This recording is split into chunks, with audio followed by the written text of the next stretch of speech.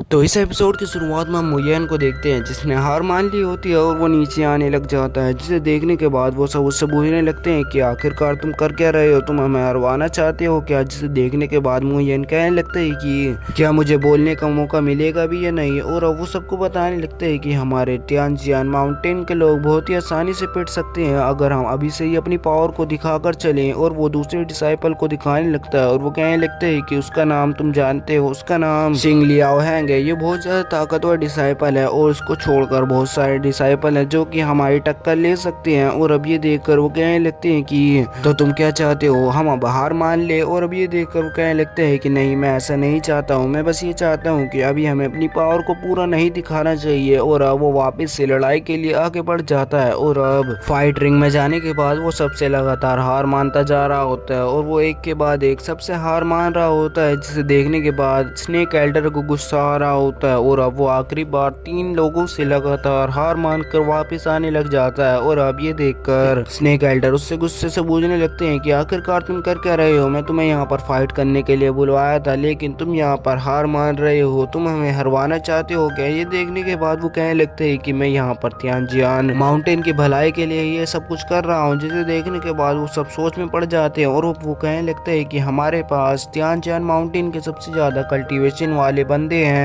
लेकिन बाकी फैमिलीज के ये बंदे बहुत ज्यादा ताकतवर है जो कि हमारे रास्ते में आ सकते हैं और वो हमें हरा भी सकते हैं। लेकिन अगर हम अभी से ही अपनी पावर को छुपा कर चले तो वो हम पर ज्यादा ध्यान नहीं देंगे और अगर अभी से हम अपनी पावर को दिखाते हुए चले तो वो हम पर ज्यादा ध्यान देंगे और तियानजुआन माउंटेन में वो हमें पहले एलिमिनेट करने का सोचेंगे। अगर हम ऐसा नहीं करें तो हम आखिरी तक बच सकते हैं और आखिरी में हम उन सबको आसानी से हरा देंगे जिसके बाद हम जीत जाएंगे। और अब ये देखने के बाद वो दोनों सोच में पड़ जाते हैं और अब स्नेक एल्डर कहने लग जाती है कि अगर तुम ऐसा कह रहे हो तो ये बिल्कुल, और अब माउंटेन मास्टर कहने लगते हैं कि ये बिल्कुल सही रास्ता है लेकिन कुछ भी हो सकता है अगर वो ऐसा नहीं करे, वो हम पर पहले ही हमला कर दे तो हम क्या करेंगे। जिसे देखने के बाद वो कहने लगते हैं कि मैंने सब चीज का उपाय ढूंढ रखा है, मैं उनसे किसी न किसी तरह से हैंडल कर लूंगा, लेकिन वो नहीं मानेंगे तो मैं उन्हें अपने रास्ते से हटा दूंगा। जिसे देखने के बाद वो हैरान होने लग जाते हैं और अब माउंटेन मास्टर कहने लगते हैं कि तुम कुछ भी करो लेकिन मैं तुम्हें एक बात पहले ही बता दूं, मैंने ना जाने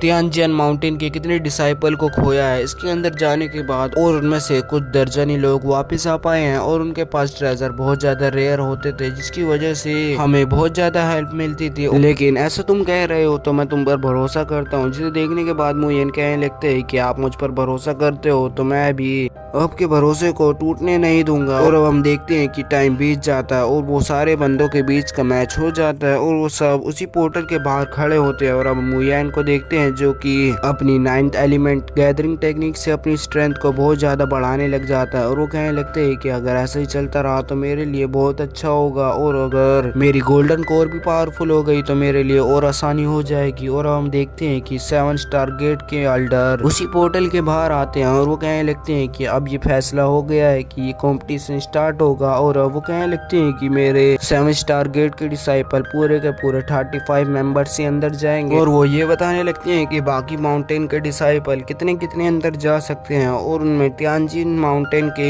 5 मेंबर्स को अंदर जाने की अनुमति होती है। जिसे देखने के बाद वो खुश होने लग जाता है और अब